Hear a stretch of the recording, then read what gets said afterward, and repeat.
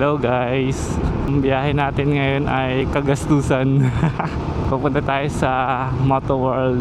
Ano yan? Bilihan ng mga motorcycle gear, jacket, helmet. 50% ang sale nila eh. Maganda sila mag-sale kasi talagang legit na discount. Pero tingnan natin kung may maabutan ba tayo dun o wala. Kasi mabilis maubos yun eh. Nakalagay sa mapa ko 2 hours ang ating biyahe papunta dun. Ano lang yung libis lang yan. Mag-traffic siguro. Gusto ko nga din sana magbiyahe sa weekend. Parang ano. Kaso yung gusto kong puntahan ay aming landslide sa Bacon, Benguet. Ang second option ko ay Dipakulaw, Aurora. Pareha sila target ng Baguio ngayon. Norte kasi ang Baguio eh. Bahala na kung saan mapadpad. Traffic daw sa unahan. Baka ito nang gamitin nating helmet. Ang problema ko dito, wala tong cardo eh. Ang mahal kasi ng cardo kit yung nilalagay sa second helmet. Sana mabudol tayo. Kalimitan pag pumupunta ako sa store, di naman ako nakakabili. Pag nandun na ako, namamahalan na ako eh. O kaya ano, yung hindi ko trip kasi mahal. Mahal kasi ng mga riding gears. Ultimong jacket. Grabe ang traffic dito hanggang dun yan. Kaso kakalabas pa lang natin ng motor. Baka sumabi tayo. Pati nga din tong 4 wheels doon na siya dumaan. Sige, singit mo kuya. Lubakan dyan. Hindi ko alam kung pasingitan ka o hindi. Mabait. I like this L300. Hindi na pantay. Ang hirap dito i-drive pag ganyan naka-groove. Eskwelahan. Tapos ano to, rotonda dati. Yung sangahan ng mga sasakyan. Kaya matraffic masyado. Ay, salamat. Nakawala din tayo sa ultra mega traffic.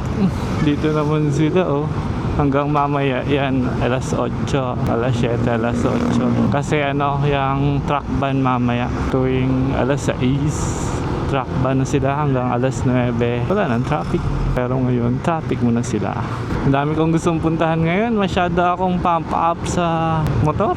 Ang dami kong gustong gawin eh. Pero kaya ang kulang. Gusto ko ng sun test. Gusto ko magpa Bohol. Medyo malayo-layo yung Bohol eh. Parang 1,000 mahigit kilometers. Tapos 2 roron sasakyan. Mahina na siguro ang 5K dun. Kain at tutulugan mo pa. Kailangan nating magtrabaho guys. Para magawa natin yun. Gagawin natin yun bago pa tayo tumanda. Habang kaya pa natin, gawin na natin ang gawin ng kaya natin. Dito parang umulan na guys Dito nga umulan na guys. Kamusta kaya tayo dito? Makakarating kaya tayo sa paroonan natin ng tayo. Bahala na. Kung hindi, edi don't. Baka kung saan tayo mapunta guys. Si nanay, lagi siya dyan nandyan nakapwesto. Pang ilang daan ko na yun doon ang gusto niyang pwesto. Diretso! Doon talaga ako dumadaan pag mapa Manila ako. Makaka-Bebe Bridge. Hindi mo tao kung anong tawag dito. Yan naaapaw yan pag malakas ang ulan. Sinasarado nila yung daan. Ngayon, may isda. Parang nararamdaman ko na din ang ulan-ulan. Huwag ka na munang umulan. Pagpauwi na ako, umulan ka, di ba? Hindi na kaya pumasok sa tindahan na basa. Salamat, malapit na tayo magkanan. Boundary ng Santa Maria at San Jose del Monte. Ito yung bypass, pre. Oo nga, nakadaan na yata ako dito. Okay. Ay, presko.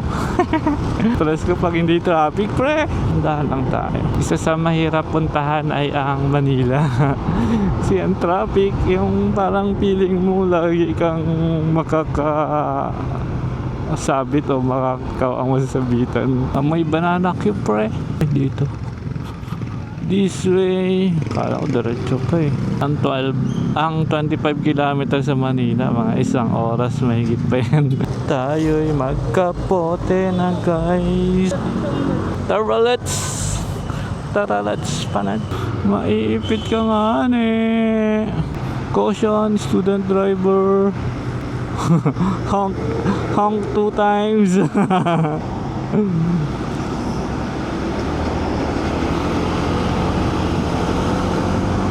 Dito lang tayo sa motorcycle lane. Bahala sila dyan. CP Garcia. Ay, may iipit ka nga